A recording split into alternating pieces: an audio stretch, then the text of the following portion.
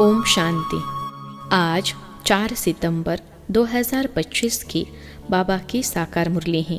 मुरली के महावाक्य हैं, मीठे बच्चे, संगम पर तुम्हें प्यार का सागर बाप प्यार का ही वर्षा देते हैं, इसलिए तुम सबको प्यार दो, गुस्सा मत करो। प्रश्न है, अपने रजिस्टर को ठीक रखने के लिए बाप ने तुम्हें कौन सा रास्ता बताया है? उत्तर है, प्यार का ही रास्ता बाप तुम्हें बतलाते हैं, श्रीमत देते हैं। बच्चे, हर एक के साथ प्यार से चलो, किसी को भी दुख नहीं दो, कर्मेंद्रियों से कभी भी कोई उल्टा कर्म नहीं करो। सदा यही जांच करो कि मेरे में कोई आसुरी गुण तो नहीं है, मूढ़ी तो नहीं हो, कोई बात में बिगड़ता तो नहीं हो। गीत है, यह वक्त जा रहा है। ओम शांति। मीठे मीठे रूहानी बच्चों ने गीत सुना। दिन प्रतिदिन अपना घर अथवा मंजिल नज़दीक होती जाती है। अब जो कुछ श्रीमत कहती है उसमें गफलत न करो। बाप का डायरेक्शन मिलता है कि सबको मैसेज पहुंचाओ। बच्चे जानते हैं लाखों करोड़ों को यह मैसेज देना है, फिर कोई समय आ भी जाएंगे जब बहुत हो जाएंगे तो बहुतों को मैसेज देंगे। बाप का मैसेज मिलना तो सबको है। मैसेज है बहुत सहज, सिर्फ बोलो, अपने को आत्मा समझ बाप को याद करो और कोई भी कर्मेंद्रियों से मनसा वाचा कर्मना कोई बुरा काम नहीं करना है। पहले मनसा में आता है तब वाचा में आता है। अभी तुमको राइट रॉन्ग समझने की बुद्धि चाहिए। यह पुण्य का काम है, यह करना चाहिए। दिल में संकल्प आता है गुस्सा करें। अब बुद्धि तो मिली है, अगर गुस्सा करेंगे तो पाप बन जाएंगे। बाप को याद करने से पुण्य आत्मा बन जाएंगे। ऐसे नहीं अच्छा अभी हुआ फिर नहीं करेंगे, ऐसे फिर कहते रहने से आदत पड़ जाएगी। मनुष्य ऐसा कर्म करते हैं तो समझते हैं यह पाप नहीं है, विकार को पाप नहीं समझते हैं। अभी बाप ने बताया है यह बड़े ते बड़ा पाप है, इन पर जीत पाना है और सबको बाप का मैसेज देना है कि बाप कहते हैं मुझे याद करो, मौत सामने खड़ा है।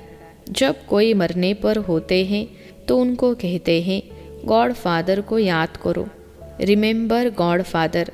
यह समझते हैं यह गॉड फादर पास जाते हैं, परंतु वो लोग यह तो जानते नहीं कि गॉड फादर को याद करने से क्या होगा, कहाँ जाएंगे। आत्मा एक शरीर छोड़ दूसरा लेती है। गॉड फादर के पास तो कोई जा न सके। तो अब तुम बच्चों को अविनाशी बाप की अविनाशी याद चाहिए। जब तमो प्रधान दुखी बन जाते हैं तब तो एक दो को कहते हैं गॉड फादर को याद करो।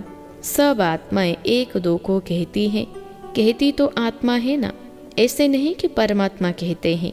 आत्मा आत्मा को कहते हैं बाप को याद करो। यह एक कॉमन रस्म है। मरने समय ईश्वर को याद करते हैं, ईश्वर का डर रहता है। समझते हैं अच्छे व बुरे कर्मों का फल ईश्वर ही देते हैं। बुरा कर्म करेंगे तो ईश्वर धर्मराज द्वारा बहुत सजा देंगे, इसलिए डर रहता है। बरोबर कर्मों की भोगना तो होती है ना। तुम बच्चे अभी कर्म अकर्म विकर्म की गति को समझते हो, जानते हो यह कर्म अकर्म हुआ। याद में रहे जो कर्म करते हैं वह अच्छे करते हैं। रावण राज्य में मनुष्य बुरे कर्म ही करते हैं, राम राज्य में बुरा काम कभी होता नहीं। अब श्रीमत तो मिलती रहती है, कहाँ बुलावा होता है, यह करना चाहिए व नहीं करना चाहिए। हर बात में पूछते रहो। समझो कोई पुलिस की नौकरी करते हैं तो उन्हें भी कहा जाता तुम पहले प्यार से समझाओ, सच्ची न करे तो बाद में मार। प्यार से समझाने से हाथ आ सकते हैं, परंतु उस प्यार में भी योग बल भरा होगा तो उस प्यार की ताकत से कोई को भी समझाने से समझेंगे। यह तो जैसे ईश्वर समझाते हैं। तुम ईश्वर के बच्चे योगी हो ना, तुम्हारे में भी ईश्वरीय ताकत है। ईश्वर प्यार का सागर है, उनमें ताकत है ना, सबको वर्षा देते हैं।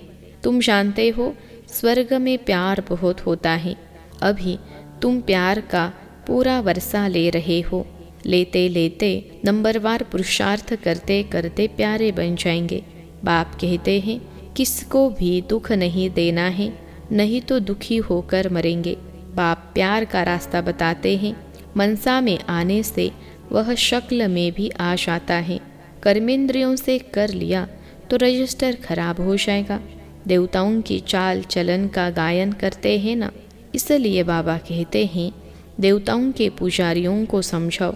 वह महिमा गाते हैं आप सर्वगुण संपन्न 16 कला संपूर्ण हो, और अपनी चाल चलन भी सुनाते हैं। तो उनको समझाओ तुम ऐसे थे, अब नहीं हो, फिर होंगे ज़रूर। तुमको ऐसा देवता बनना है तो अपनी चाल ऐसे रखो तो तुम यह बन जाएंगे। अपनी जांच करनी है। हम संपूर्ण निर्विकारी हैं। हमारे में कोई आसुरी गुण तो नहीं है। कोई बात में बिगड़ता तो नहीं हूँ, मूढ़ी तो नहीं बनता हूँ। अनेक बार तुमने पुरुषार्थ किया है। बाप कहते हैं तुमको ऐसा बनना है। बनाने वाला भी हाजिर है। कहते हैं कल्प कल्प तुमको ऐसा बनाता हूँ। कल्प पहले जिन्होंने ज्ञान लिया है वह ज़रूर आकर लेंगे। पुरुषार्थ भी कराया जाता है और बेफिक्र भी रहते हैं। ड्रामा की नोंद ऐसी है। कोई कहते हैं ड्रामा में नोंद होगी तो ज़रूर करेंगे। अच्छा चार्ट होगा तो ड्रामा कराएगा। समझा जाता है उनकी तकदीर में नहीं है। पहले पहले भी एक ऐसे बिगड़ा था, तकदीर में नहीं था। बोला ड्रामा में होगा तो ड्रामा हमको पुरुषार्थ कराएगा, बस छोड़ दिया। ऐसे तुमको भी बहुत मिलते हैं। तुम्हारा एम ऑब्जेक्ट तो यह खड़ा है। बैच तो तुम्हारे पास है। जैसे अपना पोता मेल देखते हो तो बैच को भी देखो, अपनी चाल चलन को भी देखो। कभी भी क्रिमिनल आंखें न हो, मुख से कोई ईविल बात न निकले। ईविल बोलने वाला भी नहीं होगा तो कान सुनेंगे कैसे। सतयुग में सब दैवी गुण वाले होते हैं। ईविल कोई बात नहीं। इन्होंने भी प्रारब्ध बाप द्वारा ही पाए हैं। यह तो सबको बोलो, बाप को याद करो तो विकर्म विनाश हो जाएंगे। इसमें नुकसान की कोई बात नहीं है। संस्कार आत्मा ले जाती है। सन्यासी होगा तो फिर सन्यास धर्म में आ जाएगा। झाड़ तो उनका बढ़ता रहता है ना। इस समय तुम बदल रहे हो। मनुष्य ही देवता बनते हैं। सब कोई इकट्ठे थोड़े ही आएंगे फिर नंबरवार। ड्रामा में कोई बिगर समय एक्टर थोड़े ही स्टेज पर आ जाएंगे। अंदर बैठे रहते हैं। जब समय होता है तो बाहर स्टेज पर आते हैं पाड़ बजाने। वह है हद का नाटक, यह है बेहद का। बुद्धि में है हम एक्टर्स को अपने समय पर आकर अपना पाड़ बजाना है। यह बेहद का बड़ा झाड़ है। नंबरवार आते जाते हैं। पहले पहले एक ही धर्म था। सभी धर्म वाले तो पहले पहले आ न सके। पहले तो देवी देवता धर्म वाले ही आएंगे पाड़ बजाने। सो भी नंबरवार। झाड़ के राज को भी समझना है। बाप ही आकर सारे कल्प वृक्ष का ज्ञान सुनाते हैं। इनकी भेंट फिर निराकारी झाड़ से होती है। एक बाप ही कहते हैं मनुष्य सृष्टि रूपी झाड़ का बीज में हो। बीज में झाड़ समाया हुआ नहीं है, लेकिन झाड़ का ज्ञान समाया हुआ है। हर एक का अपना अपना पार्ट है। चैतन्य झाड़ है ना।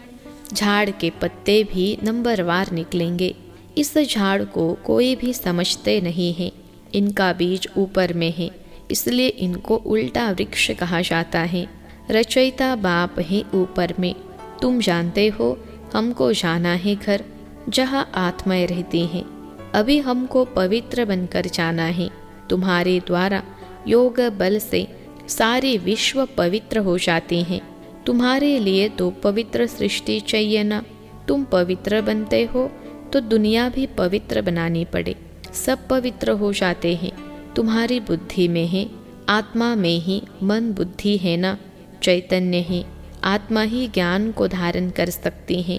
तो मीठे मीठे बच्चों को यह सारा राज बुद्धि में होना चाहिए। कैसे हम पुनर्जन्म लेते हैं। 84 का चक्र तुम्हारा पूरा होता है तो सबका पूरा होता है। सब पावन बन जाते हैं। यह अनादि बना हुआ ड्रामा है। एक सेकंड भी ठहरता नहीं है। सेकेंड बाय सेकेंड जो कुछ होता है सो फिर कल्प बाद होगा। हर एक आत्मा में अविनाशी पाठ भरा हुआ है। वह एक्टर्स करके 2-4 घंटे का पाठ बजाते हैं। यह तो आत्मा को नेचुरल पार्ट मिला हुआ है, तो बच्चों को कितनी खुशी होनी चाहिए। अतीन्द्रिय सुख अभी संगम का ही गाया हुआ है। बाप आते हैं 21 जन्मों के लिए, हम सदा सुखी बनते हैं। खुशी की बात है ना।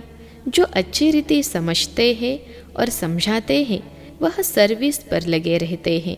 कोई बच्चे खुद ही अगर क्रोधी हैं तो दूसरे में भी प्रवेशता हो जाती है। ताली तो हाथ की बजती है। वहाँ ऐसे नहीं होता। यहाँ तुम बच्चों को शिक्षा मिलती है। कोई क्रोध करे तो तुम उन पर फूल चढ़ाओ, प्यार से समझाओ। यह भी एक भूत है, बहुत नुकसान कर देंगे। क्रोध कभी नहीं करना चाहिए। सिखलाने वाले में तो क्रोध बिल्कुल नहीं होना चाहिए। नंबरवार पुरुषार्थ करते रहते हैं।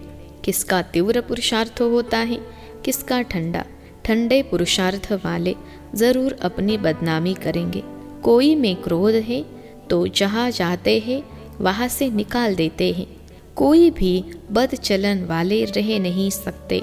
इम्तहान जब पूरा होगा तो सबको पता पड़ेगा कौन कौन क्या बनते हैं। सब साक्षात्कार होगा।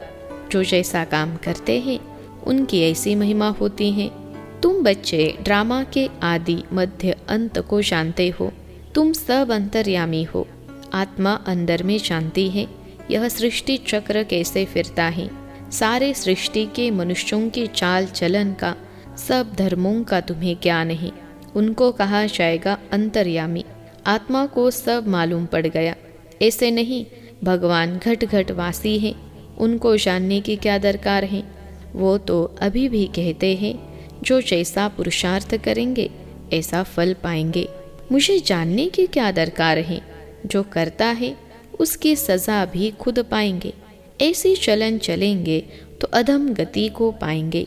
पद बहुत कम हो जाएगा। उस स्कूल में तो नापास हो जाते हैं तो फिर दूसरे वर्ष पढ़ते हैं। यह पढ़ाई तो होती है कल्प कल्पांतर के लिए। अब न पढ़े तो कल्प कल्पांतर नहीं पढ़ेंगे। ईश्वरीय लॉटरी तो पूरी लेनी चाहिए ना। यह बातें तुम बच्चे समझ सकते हो। जब भारत सुख धाम होगा तब बाकी सब शांति धाम में होंगे। बच्चों को खुशी होनी चाहिए। अब हमारे सुख के दिन आने हैं। दीपमाला के दिन नज़दीक होते हैं तो कहते हैं ना बाकी इतने दिन हैं फिर नए कपड़े पहनेंगे। तुम भी कहते हो स्वर्ग आ रहा है, हम अपना श्रृंगार करें तो फिर स्वर्ग में अच्छा सुख पाएंगे। साहूकार को तो साहूकारी का नशा रहता है। मनुष्य बिल्कुल घोर नींद में है, फिर अचानक पता पड़ेगा यह तो सच कहते थे। सच को तब समझे जब सच का संग हो। तुम अभी सच के संग में हो। तुम सच बनते हो सच बाप द्वारा। वह सब असत्य बनते हैं असत्य द्वारा। अभी कॉन्ट्रास्ट भी छपा रहे हैं कि भगवान क्या कहते हैं और मनुष्य क्या कहते हैं। मैगजीन में भी डाल सकते हो। आखिरी विजय तो तुम्हारी ही है। जिन्होंने कल्प पहले पद पाया है वह जरूर पाएंगे। यह सर्टेन है। वहाँ अकाले मृत्यु होता नहीं। आयु भी बड़ी होती है। जब पवित्रता थी तो बड़ी आयु थी। पतित पावन परमात्मा बाप है तो जरूर उसने ही पावन बनाया होगा। श्री कृष्ण की बात शोभती नहीं। पुरुषोत्तम संगम युग पर श्री कृष्ण फिर कहाँ से आएगा। वही फीचर्स वाला मनुष्य तो फिर होता नहीं। 84 जन्म, 84 फीचर्स, 84 एक्टिविटी, यह बना बनाया खेल है। उसमें फर्क नहीं पड़ सकता। ड्रामा कैसा वंडरफुल बना हुआ है। आत्मा छोटी बिंदी है, उसमें अनादि पाड़ भरा हुआ है। इसको कुदरत कहा जाता है। मनुष्य सुनकर वंडर खाएंगे, परंतु पहले तो यह पैगाम देना है कि बाप को याद करो। वही पतित पावन है, सर्व का सदगति दाता है। सतयुग में दुख की बात होती नहीं।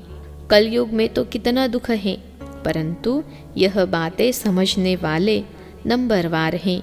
बाप तो रोज समझाते रहते हैं। तुम बच्चे जानते हो शिव बाबा आया हुआ है हमको पढ़ाने, फिर साथ ले जाएंगे। साथ में रहने वालों से भी बांधे लिया ज़्यादा याद करती हैं, वह ऊंच पद पा सकती हैं। यह भी समझ की बात है ना। बाबा की याद में बहुत तड़पती हैं। बाप कहते हैं बच्चे याद की यात्रा में रहो, देवी गुण भी धारण करो तो बंधन कटते जाएंगे, पाप का घड़ा खत्म हो जाएगा। अच्छा, मीठे मीठे सिखिलते बच्चों प्रति माता पिता बाप दादा का याद प्यार और गुड मॉर्निंग। रूहानी बाप की रूहानी बच्चों को नमस्ते। हम रूहानी बच्चों की सिखिलते रूहानी माता पिता बाप दादा को याद प्यार, गुड मॉर्निंग और नमस्ते बाबा नमस्ते। धारणा के लिए मुख्य सार। पहली पॉइंट है, अपनी चाल चलन देवताओं जैसी बनानी है। कोई भी ईविल बोल मुख से नहीं बोलने हैं। यह आंखें कभी क्रिमिनल न हो।